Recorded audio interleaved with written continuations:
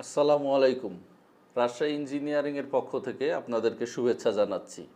প্রিয় দর্শক, আপনারা কিভাবে একটি বেস্ট আইপিএস নির্বাচন করবেন সে বিষয়ে আমি আজকে কথা বলবো। আপনার বাসা, আপনার অফিস, বহুতল ভবন, মেডিকেল বা ক্লিনিক, শোরুম, বিভিন্ন ব্যবসা প্রতিষ্ঠানে কিভাবে একটি বেস্ট আইপিএস নির্বাচন করা যায় এবং আপনার যে লোডগুলো আছে সেই লোডগুলোকে সঠিক ব্যাকআপ দেওয়া যায় সে বিষয়ে আমি আজকে কথা বলবো। আমরা জানি যে আইপিএসের একক হচ্ছে ভোল্ট অ্যাম্পিয়ার এককে আইপিএস সাধারণত নির্বাচন করা হয়। ভোল্ট অ্যাম্পিয়ার বা ভিএ, ভি হচ্ছে ভোল্টেজের একক এবং এ অ্যাম্পিয়ার হচ্ছে কারেন্টের একক।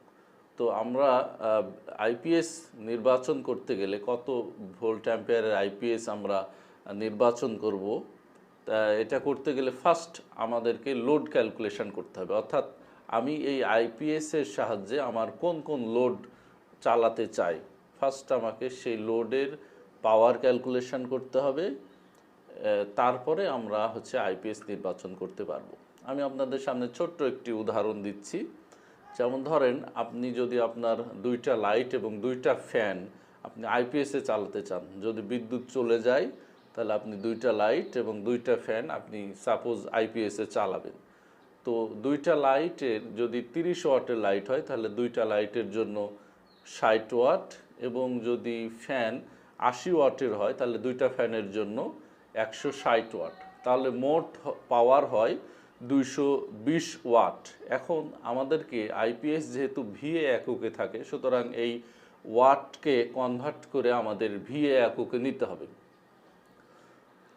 সেক্ষেত্রে আমাদেরকে 0.8 দিয়ে ভাগ করতে হবে। সুতরাং 220 ভাগ 0.8 সমান 275 ভিএ। আমরা এখন আমাদের লোডটা ভিএ এককে পেয়ে গেছি, অর্থাৎ 275 ভিএ। বাট আমাদেরকে সবসময় 20% বেশি লোড ধরতে হবে, কারণ আমাদের হাতে কিছু লোড এক্সট্রা রাখতে হবে যাতে আমার আইপিএসটা ভালো থাকে। এবং অনেক ক্ষেত্রে আমরা এক্সট্রা কিছু লোড আমাদের হিসাবের বাইরে কানেক্ট করে ফেলি, যেমন আমরা মোবাইল চার্জ দিয়ে ফেলি। তো সেক্ষেত্রে কিছু লোড আমাকে বেশি ধরতে হবে। তো আমরা যদি 20% বেশি ধরি তাহলে 275-এর 20% সমান 55। সুতরাং টোটাল লোড হয় 275 প্লাস 55 সমান 330 ভি। এখন আমি কমপ্লিট একটি লোড ক্যালকুলেশন পেয়ে গেছি। আমরা এখন একটি আইপিএস নির্বাচন করতে পারি। 330 ভিএ এর আশেপাশে যে আইপিএস আছে আমরা নির্বাচন করতে পারি। আমরা 350 ভিএ এর একটি আইপিএস ক্রয় করতে পারি। সুতরাং আপনারা দেখলেন দর্শক যে কিভাবে লোড ক্যালকুলেশন করা যায়। আপনি যদি দুইটা লাইট এবং দুইটা ফ্যান চালাতে চান তাহলে এটা ক্যালকুলেশন আমরা 350 ভিএ এর একটি আইপিএস নির্বাচন করতে পারি। আমি আপনাদেরকে ছোট্ট একটি ক্যালকুলেশন দেখালাম। আপনারা এই ক্যালকুলেশনের উপরে ভিত্তি করেই আপনি যত লোড চালাতে চান না কেন আপনার লোড ক্যালকুলেশন করে আপনি আইপিএস নির্বাচন করতে পারবেন, আইপিএসের ভিএ নির্বাচন করতে পারবেন। আপনি যে ধরনের লোড চালান না কেন আপনাকে শুধু লোডের পাওয়ারটা জানতে হবে। আপনার ফ্যানের লোড, ফ্যান কত ওয়াটের হয়, লাইটটা কত ওয়াটের, তারপরে আপনি যদি ফ্রিজ ব্যবহার করেন ফ্রিজটা কত ওয়াটের, আপনার কম্পিউটারের ওয়াট পাওয়ার কত, আপনি যদি মেডিকেল অ্যাক্সেসরিজ যেমন এক্স রে মেশিন আছে, তারপরে এমআরআই মেশিন আছে, সেগুলো যদি আপনি আইপিএসে চালাতে চান তাহলে সেগুলোর পাওয়ার কত, সেই পাওয়ার টোটাল পাওয়ার আপনাকে ক্যালকুলেশন করে সেটাকে ভিএ এককে কনভার্ট করে তার সাথে 20% এক্সট্রা যোগ করলেই আপনি আইপিএসের ভিএ নির্বাচন করতে পারবেন। অর্থাৎ কত ভিএ এর আইপিএস ক্রয় করা যায় এটা আপনি সহজেই বুঝতে পারবেন। আপনি যদি আপনার বহুতল ভবনে একটা আইপিএস নিতে চান, ধরেন যদি আপনার 10 তলা বিল্ডিং হয় সেক্ষেত্রে আপনার ফ্লোর হয় 9 ফ্লোর, 9টা ফ্লোর হয়। তো এই 9টা ফ্লোরের যদি আপনি শুধু কমন স্পেসগুলোর জন্য আপনি যদি একটা আইপিএস নির্বাচন করতে চান, যেমন আপনার গ্রাউন্ড ফ্লোরে সাধারণত গ্যারেজ থাকে, গ্যারেজে আপনি যদি 5-6টা লাইট দিতে চান তারপরে আপনার গার্ড রুম থাকে, সে গার্ড রুমে যদি লাইট দিতে চান, গার্ড রুমে একটা গার্ডের জন্য ফ্যান আপনি যদি আইপিএসে চালাতে চান, বিদ্যুৎ চলে গেলে যে লোডগুলো চলবে। এছাড়া আপনি যদি আপনার বিল্ডিংয়ের যে 9টা ফ্লোরের জন্য 9টা সিঁড়ি হয়, প্রত্যেকটা সিঁড়িতে যদি আপনি একটা করে লাইট দিতে চান, বিদ্যুৎ চলে গেলে যে লাইটগুলো জ্বলবে, তাহলে আপনি 9টা ফ্লোরের জন্য 9টা লাইট। আপনার ছাদে যদি আপনি কিছু লাইট কানেক্ট করতে চান 4টা থেকে 5টা, যেগুলো আইপিএসের মাধ্যমে চালাবেন। তারপরে আপনার বাসার ফ্রন্টে যদি আপনি লাইট দিতে পারেন, এবং হচ্ছে যে আপনার বাসার চারিদিকে আপনি লাইট দিতে পারেন আপনার সিকিউরিটির জন্য, যখন রাতে যদি বিদ্যুৎ না থাকে তখন যে মানে লাইটগুলো, যে লোডগুলো আপনি চালাবেন।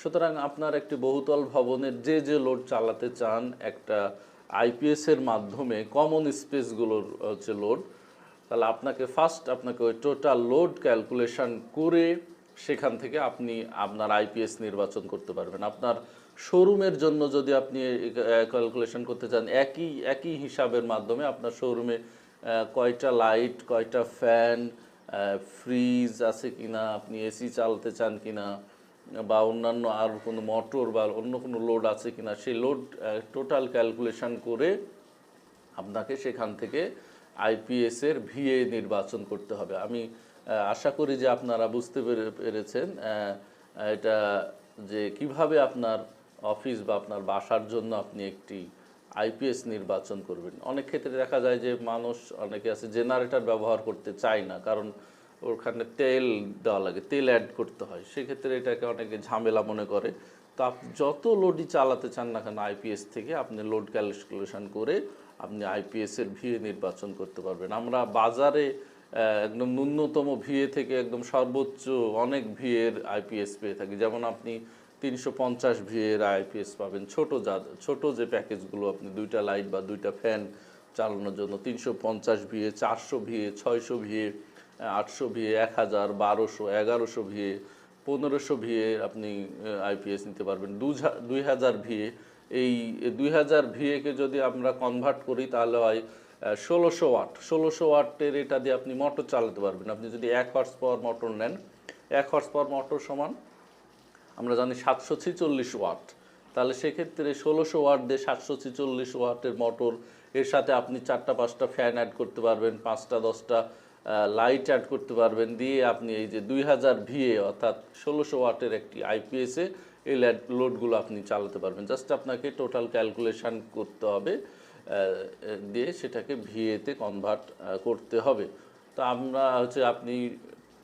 আমরা 2000 ভিএর কথা বললাম, 3.5 কেভি অর্থাৎ 3500 ভিএ আপনি নিতে পারেন। আপনার যদি বেশি লোড থাকে, বিশেষ করে যারা ক্লিনিক, মেডিকেল অ্যাক্সেসরিজ, ইন্ডাস্ট্রিয়াল পারপাজের জন্য, ইন্ডাস্ট্রিতে যেসব মেশিনগুলো থাকে ওগুলো অনেক বেশি ওয়াটের পাওয়ারের হয়, আপনি আপনি 10 কেভিএ পর্যন্ত এটা ব্যবহার করতে পারেন। আপনি 10,000 ভিএ এর আইপিএসও নিতে পারেন, যেক্ষেত্রে আপনি ইন্ডাস্ট্রিয়াল পারপাজ, ইন্ডাস্ট্রিতে আপনার যদি বেশি মেশিনারিজ থাকে এবং হেভি মেশিনারিজ থাকে, তাহলে আপনি 10,000 ভিএর আইপিএস ক্রয় করতে পারবেন। তো আপনার যেভাবে প্রয়োজন আপনি এটা ক্রয় করতে পারেন। আপনি এগুলো দ্বারা বড় যেগুলো হেভি যেগুলো আইপিএস, সেগুলো দ্বারা আপনি ফ্রিজ, আপনার ড্রিল মেশিন, আপনি মোটর সব কিছু চালাতে পারবেন।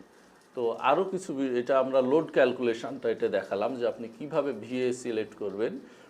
এরপরে আইপিএস নির্বাচনে যেগুলো আরও কিছু বিষয় আছে, যে বিষয়গুলো খেয়াল রেখে আপনাকে আইপিএস কিনতে হবে শোরুমে। যে ফার্স্ট একটা বিষয় হচ্ছে আপনাকে ব্র্যান্ড সিলেক্ট করতে হবে। বাজারে কোন ব্র্যান্ডটা সবচেয়ে ভালো সার্ভিস দিচ্ছে। বাংলাদেশে সবচেয়ে বেশি যে ব্র্যান্ডটা ব্যবহার হয় আইপিএসে, সেটা হচ্ছে লুমিনাস জেলিও ব্র্যান্ড। এটার বিক্রি সবচেয়ে বেশি বাংলাদেশে। এটা একটি ভালো ব্র্যান্ড, এটা ইন্ডিয়ান ব্র্যান্ড। এছাড়াও আপনার হচ্ছে যে ফ্যালকন, দুঃখিত, সুকাম, ফ্যালকন, ইকো, সুকামের যে আইপিএসগুলো আছে সেগুলো খুব ভালো। এছাড়া হচ্ছে ট্রু পাওয়ারের আইপিএস আছে। ট্রু পাওয়ারের আইপিএস এটা হচ্ছে বেস্ট আইপিএস ইন বাংলাদেশ। আমি বলবো যে খুবই ভালো একটি ব্র্যান্ডের আইপিএস ট্রু পাওয়ার। তো তো এইরকম বাংলাদেশি কিছু ব্র্যান্ড আছে, যেমন আপনার রহিম আফরোজ আছে, তারপরে অন্যান্য অনেক ইলেকট্রিশিয়ান আছে যারা নিজেই ট্রান্সফরমার দিয়ে আইপিএস তৈরি করে। তবে সেগুলো আপনার ওয়ারেন্টি দেয় কিনা হচ্ছে বা সব কিছু ঠিক আছে কিনা এগুলো দেখে নিতে হবে আর কি। অনেকেই আছে আইপিএস নিজেরাই বানায়, আমরা নিজেরাও সেটা বানাতে পারি চাইলে। 2 নম্বর বিষয় হচ্ছে যে আপনার আইপিএসটা এটা পিওর সাইন ওয়েভ কিনা সেটা দেখে নিতে হবে। কারণ হচ্ছে আপনি যে শোরুমে গেলেন, আপনাকে যদি স্কোয়ার ওয়েভের একটা আইপিএস দিয়ে দেয়, তো সেটা কিন্তু সেই আইপিএসটা কিন্তু আপনার ভালো সার্ভিস দিবে না। আপনাকে পিওর সাইন ওয়েভের আইপিএস নিতে হবে। আপনি স্কোয়ার ওয়েভ আইপিএস বাজারে বা শোরুমে যে ক্রয় করবেন না। কারণ হচ্ছে স্কোয়ার ওয়েভ আইপিএসগুলোর একটা সমস্যা হচ্ছে যে এগুলো ভোল্টেজ অনেক সময় বেড়ে যায়, আবার অনেক সময় ভোল্টেজ কমে যায়, অর্থাৎ হাই ভোল্টেজ হয়ে যায়, লো ভোল্টেজ হয়ে যায়। দেখা গেল আপনার ভোল্টেজ হঠাৎ করে 250 ভোল্ট হয়ে গেল, আবার নিচের দিকে হঠাৎ করে 160 বা 170 ভোল্ট চলে আসলো। তো এই যে ভোল্টেজের আপ ডাউনের কারণে আপনি মোবাইল চার্জ করতেছেন, আপনার মোবাইলের ব্যাটারি ফুলে যেতে পারে, আপনার ফ্যানে একটা শব্দ হতে পারে। স্কোয়ার ওয়েভের আইপিএস ব্যবহার করলে আপনার ফ্যানে একটা সাউন্ড হবে, এক্সট্রা সাউন্ড হবে, বা আপনার প্রোডাক্টগুলো, আপনার লোডগুলো নষ্ট হয়ে যেতে পারে। এই জন্য আপনাকে অবশ্যই সাইন ওয়েভের একটি আইপিএস ক্রয় করতে হবে। 3 নম্বর বিষয় হচ্ছে আপনি যে আইপিএস নেবেন সেটার আপনি ওয়ারেন্টি পাচ্ছেন কিনা ঠিক মতো। সেই ওয়ারেন্টি যেই দিবে, যেই শোরুম, সেখান থেকে আপনি আইপিএস নিতে পারেন। এছাড়া আপনাকে দেখতে হবে যে ডিএসপি সিগন্যাল কিনা। ডিএসপি মানে হলো ডিজিটাল সিগন্যাল প্রসেসিং। এই ডিএসপি আছে কিনা আপনার এই ডিজিটাল সিগন্যাল প্রসেসিং আপনার আইপিএসে এটা আছে কিনা, অ্যাকসেপ্ট করে কিনা সেটা দেখে আপনাকে নিতে হবে। এছাড়া আপনার আইপিএস এবং ইউপিএস ফাংশন আছে কিনা। আপনি যদি কিছু যেমন কম্পিউটার আছে, তারপরে সার্ভার আপনি যদি চালাতে চান, তাহলে সেক্ষেত্রে সেই আইপিএসটা ইউপিএস মোডে চালানো যাবে কিনা এটা আপনাকে দেখে নিতে হবে। কারণ আইপিএসের ক্ষেত্রে আমরা জানি কিছুক্ষণের জন্য টোটাল এটা শাটডাউন হয়ে যায়, তারপরে এটা লোড আবার রিস্টার্ট নেয়। কিন্তু ইউপিএস থাকলে, ইউপিএস মানে হলো আনইন্টারাপ্টেবল পাওয়ার সাপ্লাই। তো ইউপিএসের ক্ষেত্রে যেটা হয় যে আপনার কম্পিউটার বা আপনার সার্ভার এটা শাটডাউন হবে না, আপনার এটা রিস্টার্ট নেওয়ার কোনো সুযোগ নাই। আপনি বিদ্যুৎ চলে গেলেও আপনার সরাসরি ইউপিএসে চলবে এবং পাওয়ার কখনো যাবে না, অফ হবে না। সুতরাং আপনি যদি কম্পিউটার বা সার্ভার এই ধরনের লোড চালাতে চান, তাহলে আপনাকে দেখে নিতে হবে যে আইপিএস মোড এবং ইউপিএস মোড বোধ মোডে এটা চালানো যায় কি না, এটা আপনাকে দেখে নিতে হবে। আপনি কি সোলার আইপিএস আপনি কিনতে চাচ্ছেন কিনা। যদি আপনি সোলার আইপিএস কিনতে চান, তাহলে এটা হচ্ছে সোলার থেকে আপনি আপনার আইপিএসকে চার্জ দিতে পারবেন, আপনার ব্যাটারি থেকে দিতে পারবেন, প্লাস হচ্ছে এসি সাপ্লাই থেকে দিতে পারবেন। তো সেক্ষেত্রে আপনি যদি সূর্য থেকে আপনি চার্জ করতে চান বা ভবিষ্যতে আপনি সোলার বসাতে চান, তাহলে আপনাকে এটা সোলার আইপিএস কেনা লাগবে। তো আরেকটা হচ্ছে ডিজিটাল ডিসপ্লে আছে কিনা।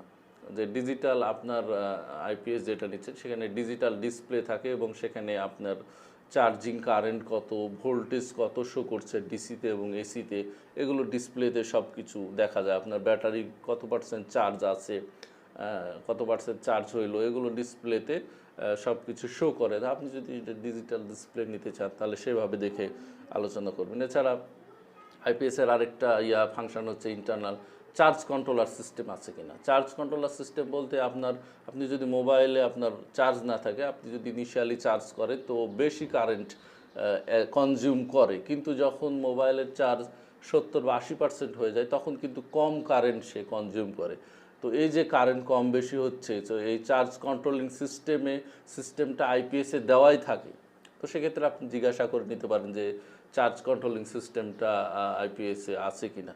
তো এই যে আমি ক্রাইটেরিয়া বললাম, এই ক্রাইটেরিয়ার উপর বেস করে আপনাকে আইপিএস কিনতে হবে। আপনারা আমাদের যে প্রতিষ্ঠান রাজশাহী ইঞ্জিনিয়ারিং থেকে যদি আইপিএস নিতে চান বা আমাদের সাথে কনসালটেন্সি করতে চাইলে আমাদের সাথে কনসালটেন্সি করতে পারবেন যে আপনি কিভাবে আপনি আইপিএস ক্রয় করবেন বা আমাদের কাছ থেকেও আইপিএস ক্রয় করতে পারেন।